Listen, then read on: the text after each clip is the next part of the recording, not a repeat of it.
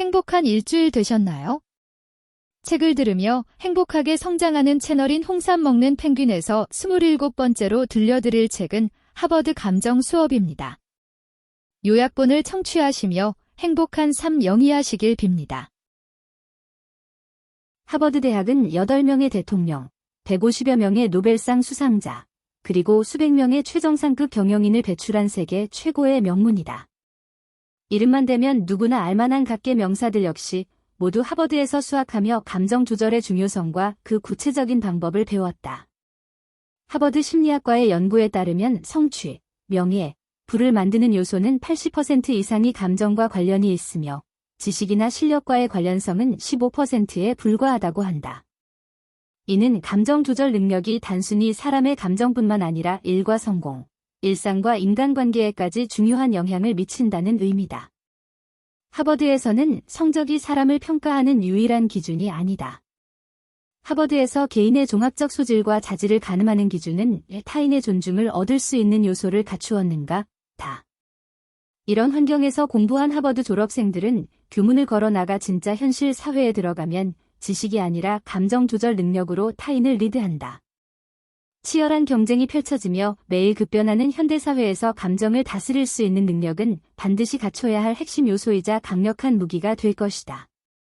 감정 조절 능력은 타고나거나 절대 바꿀 수 없는 것이 아니다. 선천적 요소인 지능도 후천적 훈련과 노력으로 기를 수 있는 것처럼 감정 조절 능력도 마찬가지다.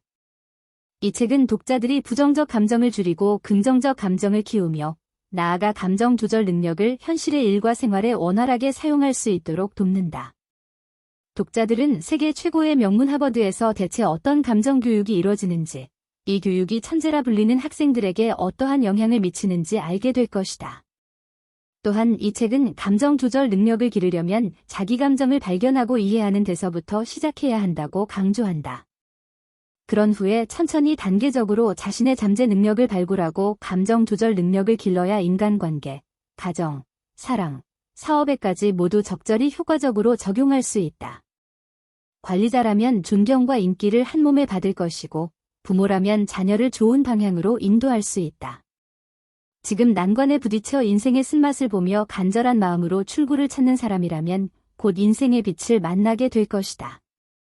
완벽한 인생에는 반드시 강한 감정 조절 능력이 필요하며 이 능력이 뛰어난 사람만이 무엇이 진짜 완벽한 삶인지 터득한다. 늘 더 나은 자신을 만들고 행복하려고 노력하자. 현명하게 일하고 이성적으로 생활하며 특유의 매력으로 타인에게 영향을 미치는 사람. 이것이 바로 이 책이 바라는 인간상이다. 더 많은 사람이 이 책을 통해 아름다운 인생을 살기 바란다. 더 많은 독자가 감정을 다스리고 성숙한 자아를 만들며 꿈에 한 발 더 다가서기를 간절히 바라는 바이다. 저녁 식사 후 모텔방 안에 혼자 덩그러니 앉은 리처드는 깊은 생각에 빠졌다. 지나온 인생을 찬찬히 되돌아보니 오랫동안 아름다운 미래를 꿈꿨지만 늘 이상과 현실의 차이가 하늘과 땅만큼이나 컸다. 리처드는 종이와 펜을 꺼내 오랜 친구 몇 명의 이름을 쭉 써 내려갔다. 지금 자신은 이들에 비해 어디 하나 더 나은 부분이 없었다. 머리 좋고 재능 있기로는 자기보다 훨씬 못한 친구들인데도 말이다. 리처드는 이리저리 생각을 거듭한 끝에 이 친구들과 자신의 가장 큰 차이점을 알아차렸다. 바로 늘 감정이 행동을 지배해왔던 것이다. 여기까지 생각이 미치자 모든 게 명확해지면서 난생 처음으로 자신의 결점이 눈에 보였다. 많은 경우 그는 너무 충동적이고 문제가 생기면 침착하지 못했으며 종종 알 수 없는 열등감에 휩싸이곤 했다. 그날 밤내내 분석을 거듭한 리처드는 철이 든 후로 자신이 필요 이상으로 스스로를 비하하고 그날그날 되는 대로 살아왔다는 생각이 들었다. 그는 앞으로 남보다 못하다는 생각을 버리고 살기로 결심했으며 최선을 다해 감정을 조절해서 완전히 새로운 자아를 만들어내겠다고 마음먹었다.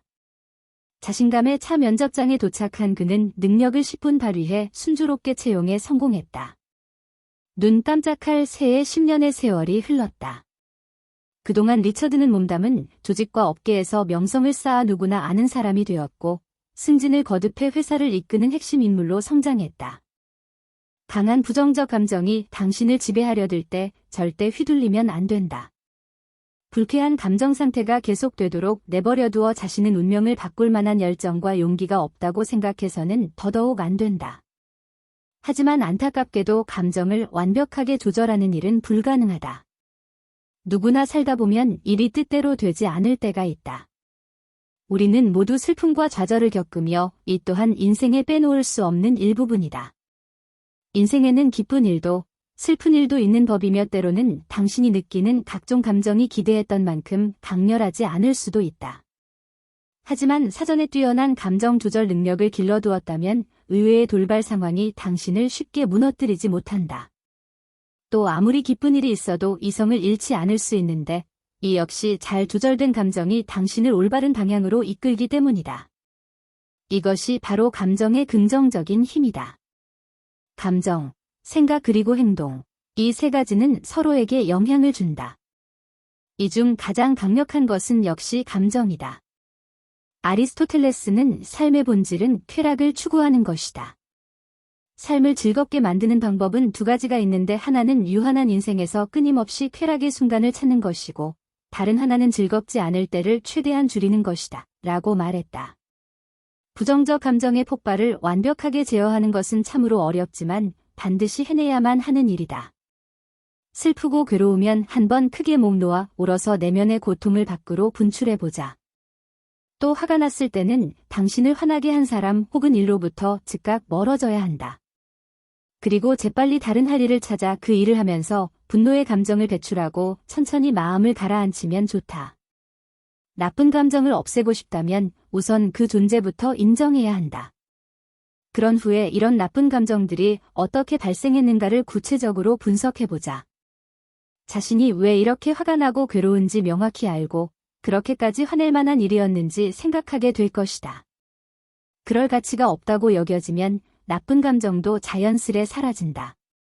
그러나 아무리 생각해봐도 화가 수그러들지 않는 일이라면 적당한 해결 방법이나 수단을 찾아야 한다. 일반적인 경우 감정을 강하게 자극하는 일은 대부분 개인의 이익과 직접적인 관계가 있다.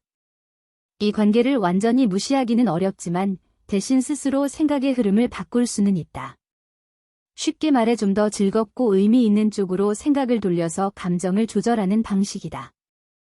다른 일을 돕거나 친구와 가볍게 이야기를 나눌 수도 있고 좋은 책을 읽어도 된다. 공허하고 답답한 마음, 무기력한 상태로는 감정 조절이 불가능하다. 그러므로 나쁜 감정이 들면 신속히 에너지를 다른 방면에 투입하자. 그러면 나쁜 감정도 버티지 못하고 얼마 못 가 떠날 것이다. 다양한 방법 시도하기. 첫째, 자기 격려다. 현자의 생각과 철학으로 자신을 위로하고 지금 당신을 괴롭히는 역경과 싸워 이길 수 있다고 격려해보자. 둘째, 언어 암시다. 나쁜 감정이 생기려고 하면 예컨대 화를 내봤자 나만 다칠 뿐이야 라고 말하는 방식이다. 생각만 하는 것보다 입으로 소리 내 말하는 편이 긴장을 완화하고 감정을 조절하는 데 훨씬 효과적이다. 셋째, 타인의 도움이다. 나쁜 감정을 혼자 감당하지 못하겠다면 아예 타인의 도움을 받아도 좋다. 믿을 만한 사람에게 자신의 상황을 알리고 그 사람의 의견을 듣는 것만으로도 나쁜 감정을 떨쳐낼 수 있다.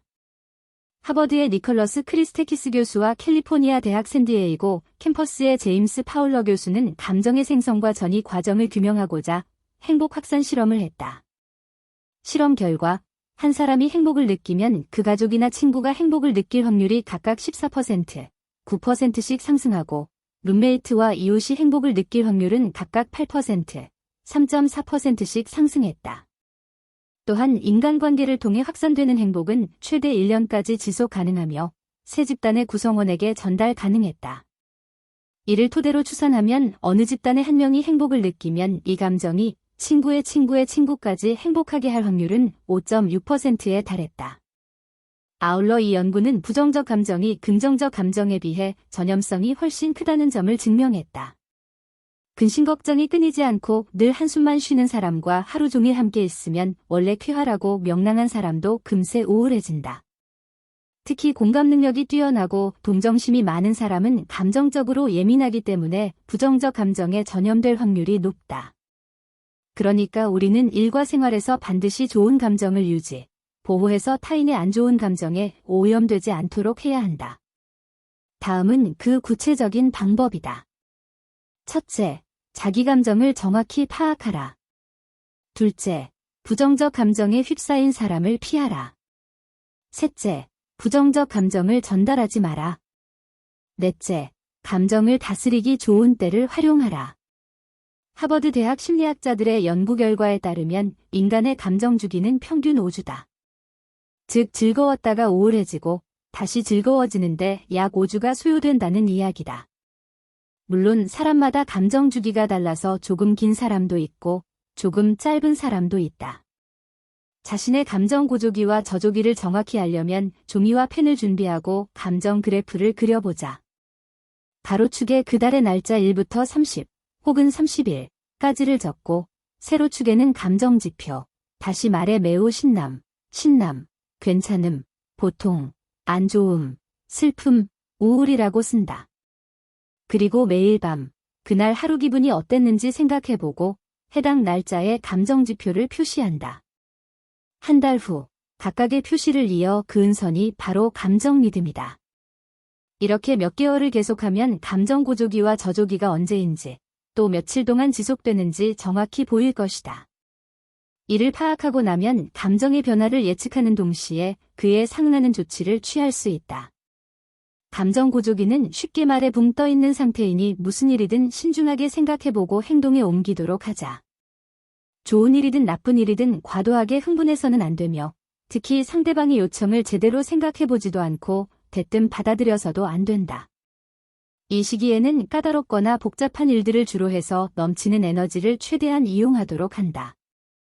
감정 저조기에는 곧 이 시기도 지나갈 테니 정신 바짝 차리고 생활하자고 자신에게 주문을 걸어야 한다. 힘들어도 자주 나가서 돌아다니고 운동도 하면서 몸과 마음을 진정시킨다. 특히 신체 건강에 좋은 활동을 많이 하는 게 좋다. 고민이 있으면 친구나 가족에게 이야기해 심리적 안정과 위안을 얻으면서 위태로운 시기를 순조롭게 넘겨야 한다. 자기인식이란 단순히 자신의 장점과 단점을 쭉 나열해보는 행위가 아니다. 자신의 성격 중 쉽게 받아들이기 어려운 일면을 어떻게 잘 처리할지 깊이 사고하는 행위를 가리킨다. 혐오하는 성격의 특징을 분석하라. 그동안 무시된 자신의 특질을 인정하고 심사의 범주에 넣으면 이것이 새로운 에너지로 전환되는 기회가 생겨난다. 물론 사회규범에 어긋나는 것, 탐욕이나 질투 같은 인성에 추한 면은 예외다. 너무 예민해서 혹은 너무 순해서 억누르고 살았던 성격이라면 조금 더 자유롭게 드러내도 좋다. 그러한 특질의 존재가 당신의 장점을 잘 드러내고 더 완전한 인간으로 만들어 줄 수 있기 때문이다. 열등감은 실로 무서운 감정이다. 이 부정적 감정은 사람의 눈을 가려 자신의 장점을 보지 못하게 하고 스스로 동굴을 파고 들어가 희망을 잃게 만든다. 성공하고 싶다면 반드시 열등감부터 극복해야 한다. 그렇게 해야만 자신감 넘치는 자아를 만들어낼 수 있다. 한동안 심리학계에 과도한 자의식이 열등감을 만든다는 이론이 중요한 화두로 떠오른 적이 있었다. 사람은 누구나 약자보다 강자가 되기를, 남들 눈에 그저 그런 사람이 아니라 우수한 사람으로 보이기를 바란다. 하지만 원하는 대로 되지 않는 게 세상 일이다. 원래 이상과 현실 사이에는 언제나 차이가 존재하기 마련인데 이 차이에 유난히 예민하게 반응하며 못 견뎌 하는 사람이 있다. 그들은 점점 더 예민해져서 자신을 향한 모든 부정적 신호를 귀신 같이 포착해 곱씹고 또 곱씹는다. 실수와 잘못을 곱씹지 마라. 문제가 있으면 반성하고 개선해야겠지만 전부 자기가 부족하고 못난 탓이라고 자책해봤자 해결되는 건 없다. 자기 비하와 자책은 영혼을 갉아먹는 악습이니 반드시 멈춰야 한다. 세상에 완벽한 사람은 없으며 누구나 부족하거나 완전하지 못한 부분, 즉 결함이 있다. 그렇다고 비관만 해서야 되겠는가? 결함이 꼭 나쁜 것만은 아니다. 자신의 결함을 똑바로 바라보면 긍정적인 방향으로 개선할 수 있을 뿐만 아니라 나아가 그것을 이용해 자신을 더 나은 사람으로 만들 수 있다. 완벽이란 없다. 하버드 대학의 심리학 교수이자 행복학 특강으로 유명한 탈 벤 샤하르는 사람들이 말로는 행복한 삶을 원한다면서 실제로는 완벽한 삶을 추구한다고 말했다. 그리고 이것이 바로 그들이 행복하지 않은 이유라고 지적했다. 완벽주의자들은 인생길이 곧게 쭉 뻗어걸림돌 하나 없이 평탄하기를 기대하기 때문에 실패와 좌절을 만날까봐 걱정이 태산이다. 이처럼 가혹할 정도로 욕심을 부리니 인생의 여정 내내 가슴이 무겁고 즐거움을 느낄 새가 있을 리 없다. 다른 사람의 의견과 견해는 참고용일 뿐 자신의 행동 규범이 아니다. 그것에 의존할수록 당신은 자아를 잃어버리게 된다. 당신 인생을 다른 사람의 잣대로 통제하는 것이다. 타인의 비판에 민감하냐는 질문에 월스트리트가의 국제기업 CEO 매튜의 대답을 들어보자. 저는 이런 일에 매우 민감했었습니다. 당시 저는 회사에 있는 모든 사람이 저를 완벽하다고 생각하도록 만드는데 급급했지요. 그렇게 하지 않으면 저를 의심하고 따르지 않을 것 같았지요. 누군가가 제게 원망의 말을 하면 그 사람의 환심을 살 방법을 찾았어요. 하지만 그 사람의 비위를 맞추기 위해 한 행동은 또 다른 사람을 화나게 했습니다. 그 사람의 마음을 풀어주려고 한 행동은 또 다른 사람의 감정을 상하게 했죠. 마지막에 저는 다른 사람의 비위를 맞추려고 할수록 적이 더 늘어난다는 사실을 깨달았습니다. 이후 내가 뛰어난 사람이라면 반드시 비판을 받아내야 해. 그러니까 미리 습관을 만들어 놓자 라고 생각했습니다. 저는 제 능력을 최대한 발휘할 수 있는 일을 했습니다. 내 망가진 우산을 접고 저를 비판하는 빗물이 내 목이 아니라 몸에서 흐르게 했어요. 우리도 망가진 방어의 우산을 치워보자. 몸이 흠뻑 젖을지라도 비판의 빗물이 목구멍으로 들어오게 해보라. 남들에게 험담을 듣고 웃음거리가 되고 좋아하는 사람에게 비난받고 혹은 가장 친밀한 친구에게 버림받았다고 해서 누구도 당신을 불쌍하게 여기지 않는다. 당신의 어느 구석이 문제인지 말해주지도 않는다.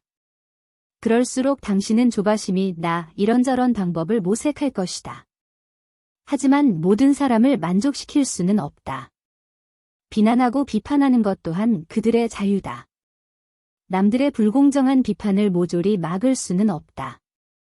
하지만 불공정한 비평으로부터 방해받지 않을 수는 있다.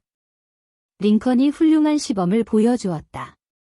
내가 나에게 집중되는 허다한 공격에 대해서 복종하지 않고 일일이 대답했다면 뼈도 추스르지 못했을 것이다.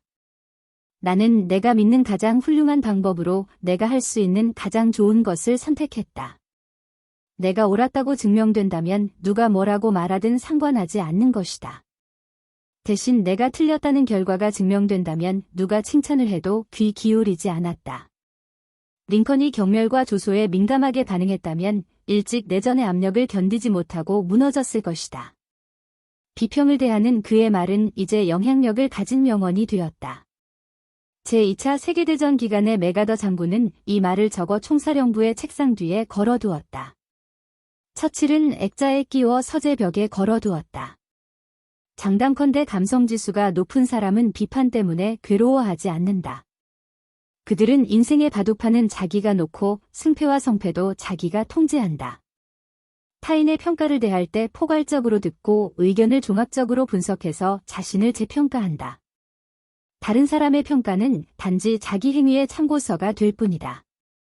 아인슈타인은 나의 약점은 지능이 부족하다는 것일세.